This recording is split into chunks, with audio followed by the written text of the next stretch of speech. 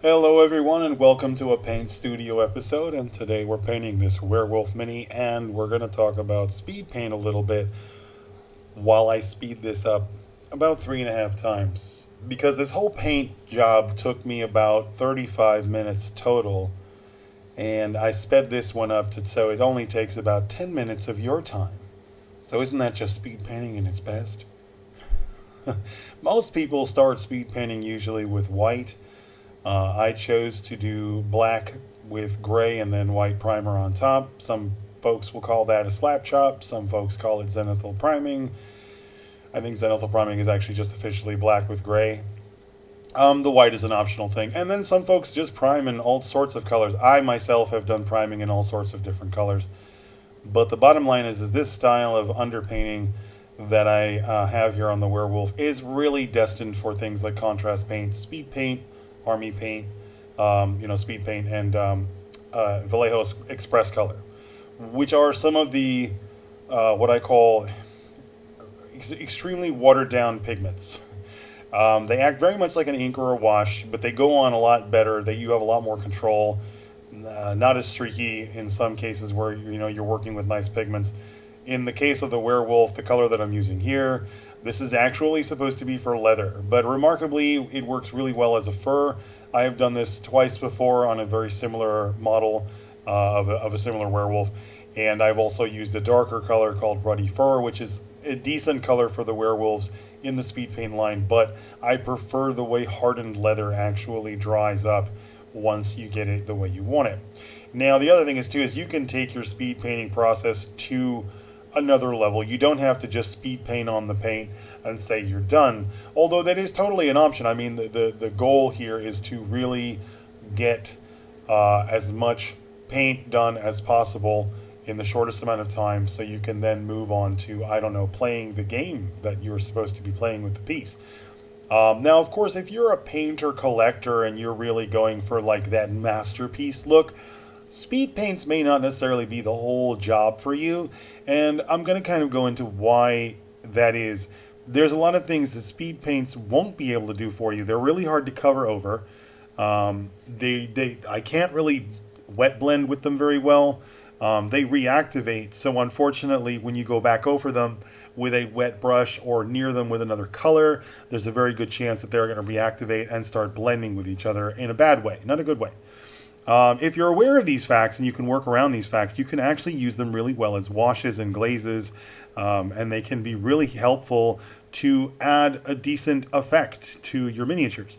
In my case here, what I'm doing is I'm actually basing this entire character over the prime with this hardened leather color to give him like the brownish fur.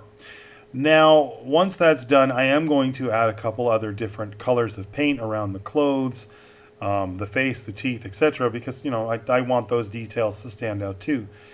Now, you can take it however far you want. If you're honestly speed painting for speed and you're just looking for, I want to get this done as fast as I can, you don't necessarily, yeah, this guy kept wanting to fall at the base. I kept having to put him back on the handle. He didn't really want to stay. You don't want to rush it to the point where it's going to look bad. So always keep that in mind. Now, what I'm applying here, this is actually a paint. This is not a speed paint. So this is a technically one of the Army Painter's regular paints. This is a bone color. I believe it's called dead bone or bone matter or something. I don't know. It's not bony matter. That's actually the name of the speed paint. It's bone something. I cannot actually recall the name of the paint color right off the top of my head.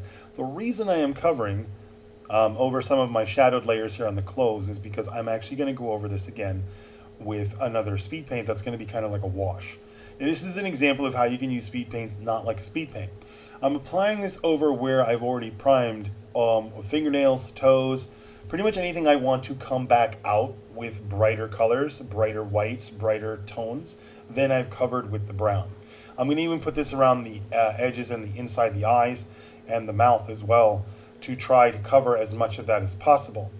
But you'll see what I'm trying to do here is I'm really just trying to cover back the parts of the tunic there that we didn't fully cover. Now, as you'll notice as we go through this, there are parts of it that you'll see I'll go back and I'll retouch some of the brown.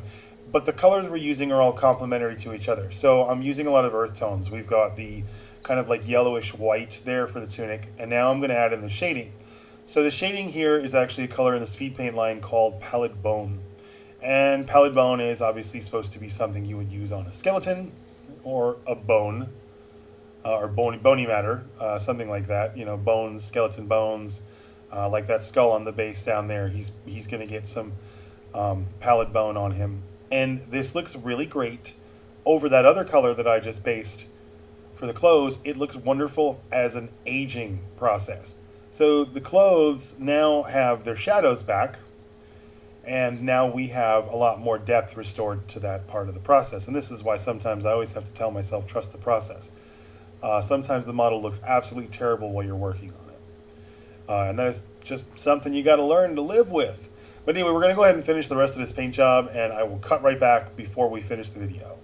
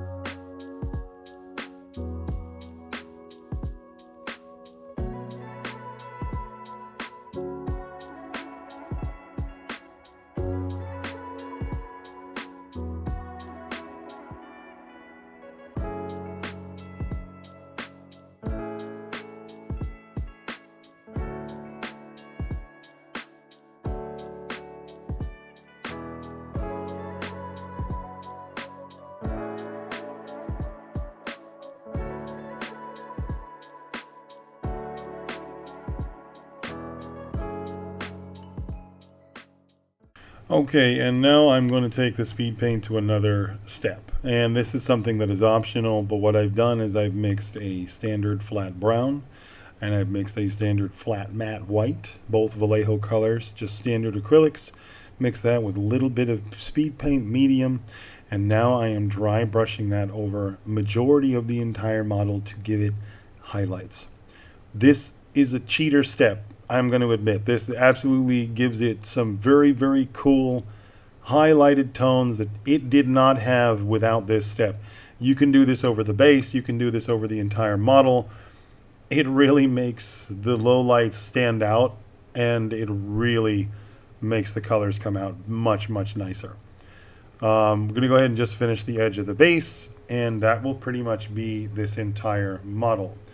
Now keep in mind I used a combination of both speed paints and some acrylics here, so this was a nice combination of all of the mediums that I had planned to use for it. And again, I used a little couple extra steps that weren't necessarily speed paint, and about 35 minutes total.